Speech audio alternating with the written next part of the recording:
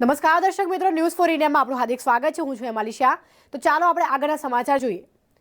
બનાસકાંઠા જિલ્લાના મુખ્ય મથક પાલનપુરના ટીઆરબી જવાનો પહોંચ્યા કલેક્ટર કચેરીએ। ડીજીપી વિકાસ સહાયના ટીઆરબી જવાન છૂટા કરવાના પરિપત્ર બાદ ટીઆરબી જવાનો પહોંચ્યા કલેક્ટર કચેરીએ। ટીઆરબીના જવાનો કલેક્ટર કચેરી પહોંચીને કલેક્ટર કચેરીને આવેદનપત્ર આપ્યું છે। છેલ્લા ઘણા વર્ષોથી ટીઆરબીમાં ફરજ બજાવતા જવાનોને છૂટા કરવાના આદેશથી ટીઆરબી જવાનોમાં રોષ પણ જોવા મળી રહ્યો છે।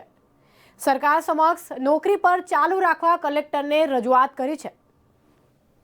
સરકારના આ નિર્ણયને ખરેખર એક આશ્ચર્યજનક નિર્ણય છે અને એવા સમયે આ નિર્ણય લીધો છે કે લોકોએ દિવાળીના ફટાકડા ફોડી લાભ પાંચમની ખુશી મનાવી અને જ્યારે શાળાઓ ખોલવાનો સમય આવ્યો છે ત્યારે અચાનક જ એકદમ આવો ઘાતક નિર્ણય જે લીધો છે ટીઆરબી માટે કે જે ટીઆરબી પોલીસની વ્યવસ્થા માટે પોલીસ પહોંચી નથી વળતી એના માટે ટીઆરબીની રચના કરવામાં આવી હતી અને એ ટીઆરબીએ પોલીસની સાથે સંકલન કરી અને શહેરના ટ્રાફિકની સમસ્યાનું નિવારણ કરવાનો પ્રયત્ન કરતી હતી। આજે એવી નિર્માણ પરિસ્થિતિ થઈ છે કે એ લોકોની માનસિક સ્થિતિ એટલી ખરાબ થઈ ગઈ છે કે જ્યારે આ સમાચાર સરકારશ્રી તરફથી મળ્યા કે એમને છૂટા કરવાના છે ને ફરીથી નથી લેવાના ત્યારે આખું પરિવાર ભાંગી પડ્યું છે।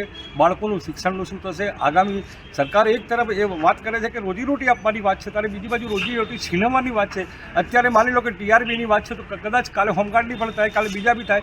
આવા તો ઘણા એવા પોલીસકર્મી કે અધિકારીઓ છે જે 5-5 ને 7-7 વર્ષ સુધી એક જ જગ્યા પર છે, એમના માટે કોઈ નિયમ નથી। ત્યારે નાના ટીઆરબી માટે આજે નિર્ણય લીધો છે એટલે સરકારશ્રીને બે હાથથી વિનંતી કરું છું કે ગમે એમ કરીને સર આ લોકોને ફરી લો, એવી એક નાગરિક તરીકે એક વેદના અમારી છે।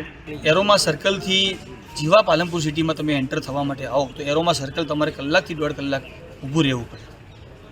ત્યારબાદ તમે ફરી પાછા કોજી ઉપર ટ્રાફિકમાં ફસાવો, ફરી ગોળાઈમાં ટ્રાફિકમાં ફસાવો, ફરી સિમલા ગેટ ફસાવો, અમીર રોડ ફસાવો, દિલ્હી ગેટ ફસાવો।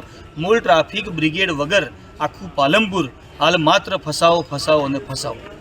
આ ટ્રાફિક બ્રિગેડને અચાનક સરકારશ્રી દ્વારા લાભ પાંચમના દિવસે એમને એવો લાભ આપવામાં આવી રહ્યો છે કે હવે તમે નથી, હવે તમારી જરૂર નથી। 10 વર્ષ જેને આ ટ્રાફિકનો અનુભવ હોય એ વ્યક્તિ જ ટ્રાફિક રિમૂવ જલ્દી કરાવી શકે। નવા માણસો આવશે, નવા માણસો શીખશે, ત્યાં સુધી તો પાલનપુરની પ્રજાને ભોગવવાનું। અને આ લોકોનો વાંક શું? આ લોકોના ઘરે નાના નાના બાળકો છે, એ બાળકોની ફી ભરવાની આવી છે અને તમે એમને નોકરીઓ લઈ લીધી।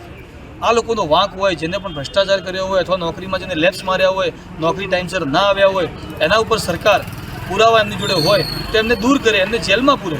પણ કોઈ 2, 4, 5, 10, 50 જણને નોકરી ન કરી હોય ને એમના આધારે તમે 6400 લોકોનો ભોગ લો, આ તો વ્યાજબી નથી। સરકારશ્રીને વિનંતી છે કે આ તમામ લોકોને એઝ ઇટ ઇઝ જે રીતે નોકરી કરી રહ્યા છે અને આગળ પણ આ લોકો કંઈ ખોટું કામ કરે તો આ લોકોને પણ ત્યાંથી તમે હટાવો, એ લોકોને જેલમાં પૂરો। પણ હાલ વગર કોઈ વાંકે તમે એમને હટાવી રહ્યા છો। 300 રૂપિયા બિચારા વેતન લઈ રહ્યા છે, 8-8 કલાક, 10-10 કલાક, 12-12 કલાક ચોમાસામાં ઉનાળામાં ધૂળની અંદર ઊભા છે અને માત્ર 300 રૂપિયામાં કોજી ઉપર અમે મજૂર લેવા જઈએ તો 500 રૂપિયા લે છે। ત્યારે શનિવારે એવો 18 તારીખે એવો ડીજી ઓફિસથી એવો પરિપત્ર આવ્યો કે તાત્કાલિક આ લોકોને છૂટા કરવાના છે, 6400 કર્મચારીઓને। અમે છેલ્લા 10-12 વર્ષથી અહીંયા કામ કરીએ છીએ અને કલેક્ટર કચેરીએ આવેદનપત્ર આપવા આવ્યા છીએ। અહીંયા આવેદનપત્ર આપી અમે સરકાર સાથે રજૂઆત કરવા માટે આવ્યા છીએ, સરકારને આજીજી કરવા આવ્યા છીએ કે અમને કોઈ વિરુદ્ધમાં જવા માગતા નથી। અમે સરકારને મહેરબાની કરીને એટલું કહીએ છીએ કે અમને અમારે નોકરી પાછા લો અને અમને કોઈ એવી તકલીફ ના પડે, અમારા પરિવાર રચડી ના પડે, એ માટે અમે સરકારને આજીજી કરીએ છીએ। માંગ સ્વીકારવામાં નહીં આવે તો માંગ સ્વીકારવામાં નહીં આવે તો અમને વિશ્વાસ છે કે અમારી માંગ સ્વીકારવામાં આવશે।